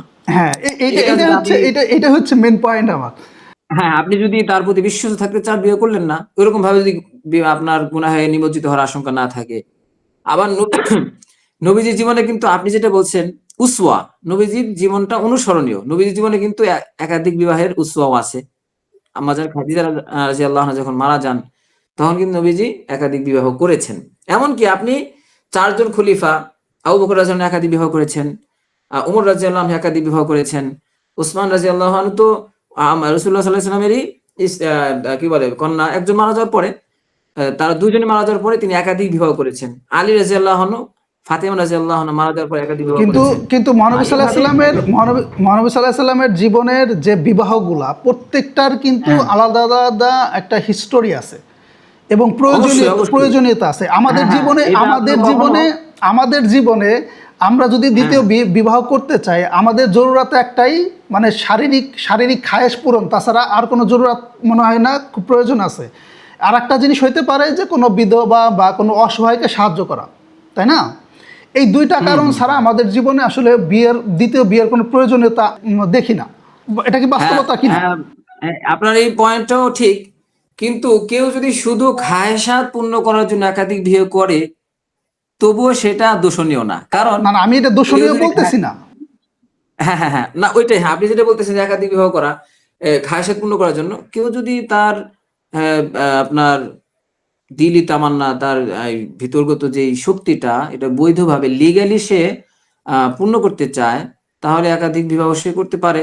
কারণ এখন কিন্তু দেখেন আমাদের সমাজে যেভাবে জিনা ব্যভিচার ছড়িয়েছে, একজন মানুষ কিন্তু, যে কোনো মানুষ, আমরা তো এই যুগেরই সন্তান, দেখি অনেক কিছু আমাদের চোখে বা আমরা নিউজ পাই, দেখা যায় একজন মানুষ কিন্তু ইল্লিগ্যালি, অবৈধভাবে, অতি সহজে সে তার যৌন চাহিদা পূর্ণ করতে পারে। কিন্তু সেখানে যদি একজন মানুষ একজন চরিত্রের উৎকর্ষতা সে ধরে রাখতে চায়, চরিত্র ঠিক রাখতে চায়, সে দেখলো যে আমি ইল্লিগালি করবো না, লিগালি করতে চাই। আমার কাছে যেটা মনে হয়, ধরেন কারো যদি এক নারীতে যদি না হয় তাহলে তার দুই নারীতেও হবে না। কারো যদি 2 নারীতেও যদি না হয়, তার 4টা বউ থাকলেও তার ওই মানে যদি বাইরের খায়েশ যদি থাকে, যার এই খায়েশটা মানে এই বিষয়ে কথা বলতে গেলে আরও বিস্তারিত হয়ে যায়। কারণ মানে নারী লিপ্সা যেটাকে বলে, এটা যার মধ্যে আছে, সে এক নারীতেও হবে না, তার 4 নারীতেও হবে না, তার 4টা বিয়ে করার পরে 5 নাম্বারটা খুঁজবে। এটা বাস্তবতা। যার মধ্যে নারী লিপ্সা আছে, নারী লিপ্সু বা নারী লিপ্সা, এটা তো ঠিক না। কিন্তু একাধিক বিবাহর একটা জরুরত আমি বলি, সেটা হচ্ছে, মানে এটা আমার পয়েন্ট অফ ভিউ, সেটা হচ্ছে দেখেন, কোনো মহিলা যদি গর্ভবতী থাকে, প্রেগনেন্ট থাকে, তো প্রায় 5-6 মাস এই আপনার ফিজিক্যাল রিলেশন থেকে দূরে থাকতে হয়। আবার মহিলাদের একটা নির্দিষ্ট সময় আছে, সেই সময় মানে ওদের এটাকে কি বলা হয়, মিনস্ট্রুয়েশন, পিরিয়ড অফ মিনস্ট্রুয়েশন, তখনও তাদের সঙ্গে আপনার কোনো ধরনের মেলামেশা। তো একাধিক, আপনি যেটা বলে, এটা আমি হালকা একটু দ্বিমত করব, সেটা হচ্ছে এক নারীতে যার হবে না 2 নারীতে হবে না, এটা হয়তো কিছুটা সঠিক।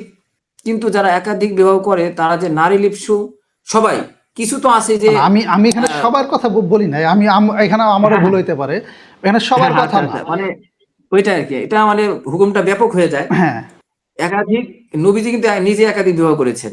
আমাদের আর অনেক নবীজির কথা বাদ, কারণ তার হচ্ছে প্রত্যেকটা জরুরত, প্রত্যেকটা বিবাহের পিছনে হিস্টোরি আছে, জরুরত আছে, হ্যাঁ এটাই আছে। আবার আমাদের অপ্রয়োজনীয় কোনো বিবাহ করেন নাই তিনি। খুলাফায়ে রাশিদিন যারা, আবু বকর রাদিয়াল্লাহু থেকে 4 জন, এরাও কিন্তু একাধিক বিবাহ করেছেন। আমাদের ফাতেমা রাদিয়াল্লাহু আনহার ছেলে হাসান রাদিয়াল্লাহু আনহু, ওনার নাম শুনে সাইয়্যিদা শাবাবি আহলি জান্নাহ, যারা জান্নাতের সর্দার হবেন যুবকদের, তিনি কিন্তু একাধিক না, তার ব্যাপারে আছে যে 50-এর অধিক তিনি বিবাহ খুব করেছেন। সম্ভবত 70টার মতো মনে হয়। 70টা, আচ্ছা যাই হোক, 50-এর অধিক বললাম, আকসারু মিন 50। তো তিনি কিন্তু নারী লিপ্সু ছিলেন না। কেউ যদি ওনাকে নারী লিপ্সু বলে তাহলে কিন্তু মারাত্মক কি হয়ে যাবে। আপনি বর্তমান হালতে বলছেন, দেখা বর্তমান যায় হালতে, এই অধিকাংশই, এই যুগের হালতে। হ্যাঁ হ্যাঁ হ্যাঁ, দেখা যায় অনেকেই এই কিছু কিছু মানুষের প্রচারণায় লিপ্ত হয়ে এটাকে সুযোগ মনে করে হ্যাঁ হ্যাঁ হ্যাঁ, এই মানে লিপ্সার জায়গাটাকে বৈধ জায়গা থেকে, হ্যাঁ, বৈধতার এটা দিকে আসলে সমাজে মানে এই প্রচারণার জন্য অনেক ভালো ভালো সংসারের মধ্যেও তুমি মনে করো যে তোমার যার দ্বারা আমার একটা বন্ধু, সে তার বর্তমান স্ত্রী নিয়ে খুব সুখে সংসার করতেছে, তার মাঝে কোনো সময় এরকম একটা ওয়াজ শুনে তার মধ্যে খায় জাগলো যে না, আমার তো দুইটা বিয়ে আমার ইসলাম জায়েজ করছে, তো আমি কেন করতেছি না। তো তখন দেখা গেছে তার স্ত্রীর সাথে মনোমালিন্য হয়ে স্ত্রী এটা অ্যাকসেপ্ট করতেছে না, সে আবার বিবাহ করতে যাইতেছে। তো ওই বিবাহ করতে গিয়ে তাদের মধ্যে সাংসারিক একটা ঝামেলা, একটা অশান্তি সৃষ্টি হয়ে গেল। তো এটা তো আসলে মানে একটা ভালো জিনিস খারাপের দিকে চলে গেল না। হুম হুম হুম, অবশ্যই। এটা আমি প্রথমে বলে রাখছি যে এটাকে ওই যে প্রাতিষ্ঠানিক রূপ দেয়া, একবারে কোনো প্রতিষ্ঠান করে এটাকে প্রমোট করা, ওইদিকে মানুষকে ধাবিত করা, এটা অবশ্যই আমাদের মূলধারার আলেম ওলামা যারা আছেন, স্কলার আছেন, এটাকে তারা অ্যাপ্রুভাল দিচ্ছেন না, তারা এটাকে সমর্থন জানাচ্ছেন না। এটা হালকা বা চিপ, সহজ, সস্তা কাজ হয়ে যাচ্ছে।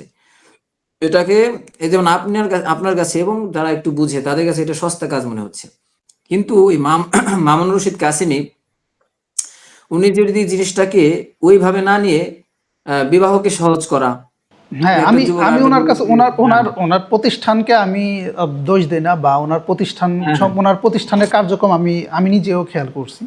তো উনি যেমন বিধবা বিবাহ, কোনো অসহায় নারীর সাহায্য, আর কেউ দেখা গেছে যে বয়স 50 বছর হয়ে গেছে, ছেলে মেয়ে রেখে চলে গেছে, একা থাকতে হয়, বয়স্ক মুরব্বী মানুষ, পুরুষ মানুষ, তো তার একটা সঙ্গী দরকার। সেক্ষেত্রে তারা এটাকে কম্বিনেশন করে একটা বিয়ে দিয়ে দিল, বয়স্ক বিয়ে করাই দিল। এই ভালো কাজগুলো ওদের আছে, এগুলো আমরা এগুলাকে অ্যাপ্রিশিয়েট আমিও করি, এগুলা যেহেতু এগুলা ভালো কাজ, অ্যাপ্রিশিয়েট আমি করি। এটা মানবিক দৃষ্টিতেও ভালো কাজ, ইসলামের দৃষ্টিতেও ভালো কাজ।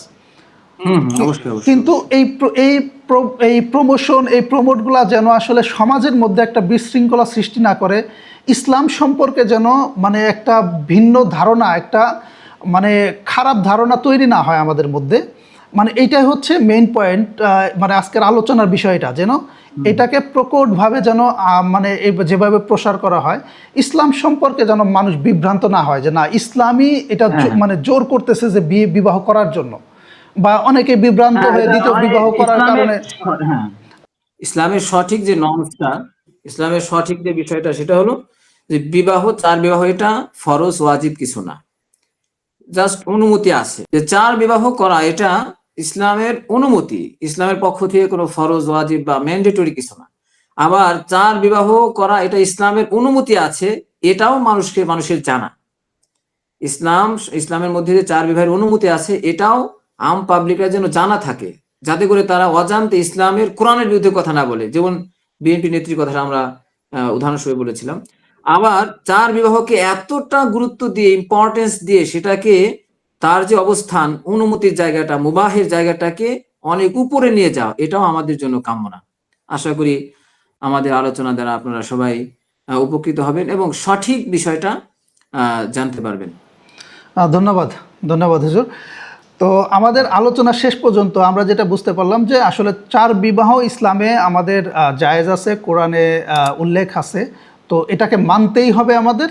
কিন্তু এটাকে যে সামাজিক পর্যায়ে এমনভাবে নিয়ে যাওয়া উচিত না যেটা আসলে সমাজের মধ্যে বিশৃঙ্খলা সৃষ্টি হয়, বা আমাদের ইসলামের প্রতি মানুষের একটা ভ্রান্ত ধারণা তৈরি হয়। আজকের আলোচনা এখানেই শেষ করব।